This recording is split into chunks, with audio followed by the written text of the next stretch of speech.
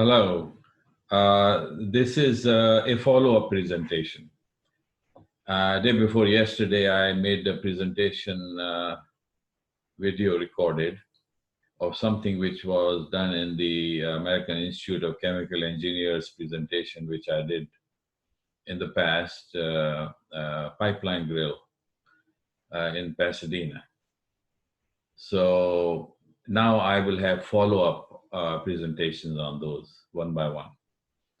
Today I'm going to discuss about the budget. You must have seen when I discussed budget, I laughed. The reason is turnaround budgets or the maintenance projects budgets, particularly those scope of works which are done during the turnaround, bundle them all together. It is an intricate thing. I'll give you my example of what I have done in my previous projects that will give you an idea. Turnaround scope of work is built from what is the previous last turnaround, post turnaround report. That is the basis of it. And then whatever have been done during the period that you have planned the next turnaround, you have included some maintenance projects in it, you have included some upgrades, you have included some vessel replacements or whichever, right? Then that becomes the projected scope of work. But again, everyone understand, and by the way, I'm not teaching for a minute Valero guys or ExxonMobil refinery turnaround people, Shell, Marathon refinery. Oh, I'm in Houston area. We have got, and they are doing superb job for years, no problem. I am just trying to give you, actually what I did basically, I was in the refineries, then I moved into offshore projects. These are the two things I've done. I was the project engineer in the refinery, doing maintenance projects, upgrades, brownfield projects, all that. But they used to be coupled during the turnaround. So during the turnaround or pre-turnaround activities, all of those ones, I would be reporting to the turnaround superintendent. Once the turnaround is finished, I'll go back and continue with the projects I was doing, prefabrication and all that. Okay, then I switched over to offshore. And in the offshore, again, I was project engineer starting with, became project manager. Then I became project interface manager on mega projects, which I loved. I mean, my hero is Phil Hawley. Oh my God, what an experienced guy and I was with him, the way we say, I was connected at the hip level with him. Yeah, I was with him we know him for 20 years now, but I was reporting to him for 5.5 years on 2.5 projects. So the interface management in the offshore projects is extremely important. What I have done, in my humble way, I have coupled it together in my presentation. Right. The turnarounds are being done. They have got their own softwares, all their businesses, that's going superbly. Very good. But this presentation is coupling up of my refinery experience with my offshore experience, and in particular, the interface management. And what I did, I made an exercise how to apply the interface management on the pre-turnaround activities. Yeah, we all know that the success of a turnaround in how successful and how completed is the pre-turnaround activity. Pre-turnaround activity is for 12 months, 6 months, 8 months, depending upon how you plan it. Now, this one is only for budget today, okay? And I'll go, each of my series is going to be the items which are contained in that particular example that I gave you. It's a 110,000 barrel refinery. It's a crude distillation unit where this turnaround was proposed. There were a lot of maintenance projects in it. There were a lot of upgrades and all that. And me as a project engineer on those things, my starting point was the technical services report. Now, I will take the name of another gentleman, Said Gacham. Saeed Ghasim, what a great guy. He was the tech services manager from UOP. Great. He is in Houston, great friend of mine. So that used to be my starting point. And from there onward, technical services report what has to be done, the marked up PNIDs and all that. From that was my starting point, where the scope of work will be made, the bill of quantities would be made, the drawings and all that completely. That was my response. I loved it. Okay. And to prepare the RFQ, the budget and all that. Today's lecture is only for budget. Budget is a very tricky thing. Yes. First of all of you guys know when I said that I have got the pre turnaround report has got to be a concise one where you mention what needs to be done. But again, there is an unforeseen work. When you open up the refinery, you know there are a lot of things. So you have got a fixed scope of work and a projected scope of work, which includes the maintenance projects, upgrades, and all that in it. You take a lump sum from the contractors. Okay. And then you have got the unit rates for different items which might come up. Like I tell you, for example, a pipeline 16-inch, fully insulated, the inspector will cut a hole, a square at the elbow to try to see the ultrasound reading, UT reading, try to see what is the wall thickness. And then he projects, he has got several spots, or he sends a probe inside to find out whether this pipeline, hydrocarbon in it, whether it is thinning down somewhere, where there are bends and all that. So he will then mark which area needs to be changed. Those kind of things you only come across when the refinery is down for turnaround. So that is the reason it is so important. Okay, this one is in continuation to my previous presentation. Right, I mentioned a few years ago, I made it for the American Institute of Chemical Engineers at the Pipeline Grill on Spencer Highway, LaPorte, Pasadena. That was done. So I have given reference, some of the slides, I have modified them. So let me first of all share the one which I created for it. It is right here.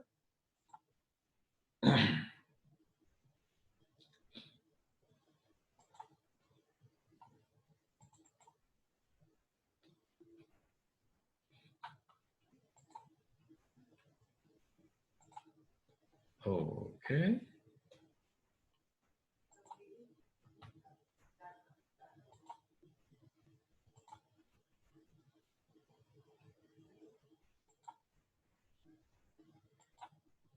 Okay. And I'm going to make a sorry for that, a little bit of, okay, I'm going to close this one up. Now, look, this is what I'm saying now. This is the similar cover sheet of my previous presentation. All what I have said today is 27th of April, okay? I'm making a follow-up presentation on budgets only. So the reference is given to the previous presentation, okay? Which is this one. This is the cover sheet of that one. And I changed the date right down below. I said follow-up of turnaround budget, okay? Okay, we always start with the safety moment in this COVID-19. This is our safety moment, safe or sorrow. Wash hands, guys, with the soap and soap solution, 20 seconds distance, social distancing, wear the mask when you are going outside, cover yourself. All what you have to do, you have to completely protect yourself. All of us, basically. Why you guys? All of us. Life is important. That's what it is for today's safety moment. And I always go with a mission and a vision statement in my presentation. So you'll have to bear with me on that. Okay. The example which I had given in my previous, it is the same example. Example of a typical turnaround work scope, list of maintenance projects and unit upgrades, right? It's an unnamed refinery, 110,000 barrels per day, crude distillation unit, CDU turnaround. The scope of work include maintenance of all stationary and rotating equipment, plant inspection, crude charge pump, crude desalter, distillation tower and trays, and crude heater. But I am going to have a separate presentation on steam air decoking. Yeah, I did that. inspection of rundown pipelines to and from the tank farm, the lines which cannot be isolated as a result of the turnaround. Then the other work which was given to me, as I mentioned last time, retubing of heaters, that was not done as a part of the maintenance turnaround. The turnaround superintendent will give it to me, that I get it done through the contractors. Refractory repairs, because once you have pulled the tubes out, you have to have retubing of debutanizer heater, refractory burner and cove blocks and target walls, etc. Okay. Maintenance projects and unit upgrades included addition of a crude charge pump. There were two pumps already, right? My friend, I took the name of Saeed Gachim. He was the tech services. That refinery was 40,000 barrels in the beginning, and it was an upgrade by 33%. So there were two crude charge pumps, and then he added a third one. With the two of them, their outlets went into the header, and I had to chop the cap, and I went and added the extension to the header, and then added the cap. So all the three pumps, the two existing, one pump, the one will go equally into that one for the flow equalization. Okay. By the way, I'm a mechanical engineer. I'm not a process engineer. That activity was with, say, the Gachim to take care on that one, but I will have a separate presentation, 7 minutes of that on each of the items which were done. Okay.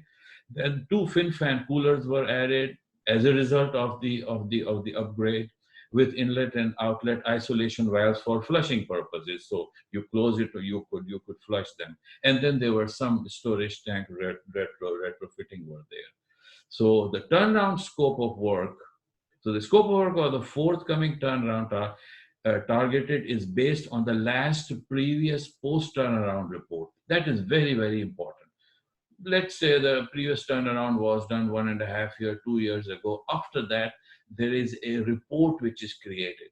What it said, it gives full detail of what was done, what is the condition of the equipment and facilities, what was not done, and that would be kept in the turnaround that I'm talking about, in previous turnaround, and listed for the next turnaround. This also lists all projected work scope that needs to be part of the overall scope of work for turnaround. This constitutes of what's called the known scope of work. So the management is very, very concerned, not concerned. Let's say they want you, if you are taking care on the pre-turnaround, all the activity, they want a handsome report from you. They want to know you are going to spend $10 million, $12 million, or $13 million. Yeah, they want quite a precise. And they are not happy when you throw in a change order. I'm telling you very clearly. Okay, so it was very important that you have the fixed lump sum scope of work priced separately. Then you have got the unit rates for, and you have to have estimated quantities that you need to, and it is always done. You can check with Valero turnaround superintendent, you can check with Exxon, Shell, Mobil, all the refinery which are in Houston area, their turnaround superintendents, they bump on a convenient bill of quantities multiplied by the unit rate, because that is the estimated, and then you build it up with a little margin on it, so that you don't have to run to the management. The contract is awarded, turnaround is taking place, and at that time you are going for asking your general manager, he is going to throw you out of the window if you're asking a change order at that time. Okay. So now look what I'm saying. Additionally, the unforeseen and estimated work scope is also listed and termed as unknown scope of work. So the known and projected unknown list of work form the overall work scope of the turnaround. You got it? Okay. Now we are talking about ensure that all the turnaround activities are complete. The success of the turnaround is based on 100%, not even an iota pulled out, on the pre-turnaround activities. Yeah, I did pull the previous turnaround. So you have to have all the materials, equipment, services, manpower, everything. Then you have to obviously allocate the area where you have got the laydown area, whatever owner furnished equipment which you have ordered, which you are going to give it to the contractor. Like sometimes some vessels are coming over to be installed, some columns and all that. Site area, and that is the area where all the prefabrications are going on. Turnaround contractors, scaffolding people, construct cranes, and everything is there. The plant is running. It is not the starting of the turnaround date. Turnarounds are three. It's hell, by the way. Those who are not refinery people, it is hell. It's 24/7. There's no gasoline, no diesel, no kerosene being produced. So the management is, oh, very, how many days you are going to take? Normally it is 3 to 4 weeks, but I did tell you, and I have to brag a little bit. The responsibility which used to be given to me, like the retubing of the debutanizer heater and all that, I will always come around 2.5, 1.5 day ahead of time. I'm telling you that one. And wonderful relationship, because I used to be reporting to the turnaround superintendent. Great relationship. Most of the time, my time is passed in the control room, or from there to go to the site where some of the prefabrications are coming during the turnaround time, talking to the contractor. It's a 12-hour shift, right? Night shift, I will have another person. Next morning, I'm there. I'm talking about my scope of work, which I used to be doing. Okay? Then, so RFQ, you have got, this is the way then you have done it, fixed lump sum for known, and then the cost plus the way, as I mentioned. So after that, you now get the budget approved, okay? You have to have, after you have picked up the TBE and it, which is on the other thing, and normally the budget is not to exceed, 13 million not to exceed. If you are a little sketchy, make it 13.5 million, not to exceed. Remember, and this is for my new, younger, I'm not talking about the experienced turnaround superintendents. They know how they are managing it. They are doing superbly. But the ones who are coming up in my kind of a role when I was young and I was reporting to the turnaround superintendents, that is what exactly it is. You have to, the management is unhappy that you are coming for $500,000 at that time asking for it. But understandingly, good general managers, the vice president, they realize it. That John and Bob or Baker, somebody is doing a turnaround. He's spending his time 12 hours. He's the boss. He's like a god. It's a 24/7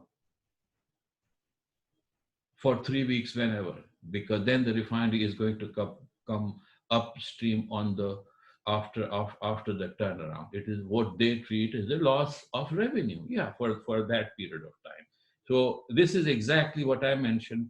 When you conduct the meetings, by the way, with the contractors, I mentioned in my last report as well, I made that rule in my refinery that I will have a jointly combined bid X meeting. In this country, we call it bid X meeting. Back home, bid explanation meeting. Full word, we will use it. I'll let everybody be coming over, right? So they have whichever question they have it. I'll formulate question, combine it together, respond to them. That's it, to everybody, okay, across the board. And here we are coming, I just mentioned about how the technical bid evaluation I will do, how the commercial bid evaluation the other guy will do. But this particular presentation was trying to let you all know the budget implication, how you have to smooth out the budget. Because first of all, the management people in a refinery, they also go from, he might have been a process engineer. He became up. So he knows exactly, he had been doing turning. So he is not unhappy when sometime a turnaround superintendent for his scope of work, or my kind of a project engineer who was given some extra work, right? That I got some unforeseen work. I have to apply my mind. What could be the unforeseen scope of work that it is coming? How much approximately it will come? So I have to have the bill of quantities prepared that way, multiply by the unit rate, and in that way, and then I have kept some management reserve on it, whichever the percentage is. So the bosses are happy. You have done your job in a nice way. you get a pat on your back from that budget which you approved, like turnaround superintendent, myself for my portion, or it is a combined, depends upon how they work in the refinery, that man, you saved some money for us. That was the budget allocated to you, and that determines sometimes they give bonuses to the other people. Okay, and I have kept this particular slide purposely because I wanted to show you how the pre-turnaround activities are doing. All what I did, interface management for my offshore experience was so heavy, I was interfacing with everybody. Okay, the popularity poll on the project I had very high because I would speak with the designer down below to the vice president. Everybody, I used to have 12,000 steps on my watch. So I just wanted to tell you, it's wonderful. And what I tried, the had I gone in the back time, that when I was doing that one, it was interface management, pre-turnaround activity, but it was not named as interface management. Interface management word is quite a bit used in the offshore industry, quite. But the scope, whichever is interface management, is done by and large everywhere. Okay? And it is then about me present. By the way, this is going to be, I'm going to close that one. My video is going to be uploaded on YouTube, and there will be a link that will take you to my LinkedIn, where you could download this very particular presentation. Okay, thank you very much. And I will have now, I will decide which way I have to have 5 to 7 minutes of individual one, how the steam air decoking was done exactly, how I had the crude charge pump, the additional crude charge pump was installed, talking about the headers, the inlet header and the outlet header, how to equalize, the header for the flow and all that, how the fin fan coolers were added. I had all the fin fan coolers there. When Saeed Gachim told me I have to have 2 fin fan coolers added, I added one on this side, one on the other side, because I had the header on top of it, and all the flow lines will go that way. And then the drainage were also, the inlet and the outlet was in the header. So I had to install a portion leg there, as well as on the other side, to take care of the 2 fin fan coolers. So that is going to be my series of my presentations. And by the way, just for the knowledge, I will have periodically one related to my offshore experience, but this is my refinery experience. Okay, uh, there is a huge market in Houston area. There are small and medium-sized refineries who could benefit out of it. Okay, thank you very much. Until then, bye for now.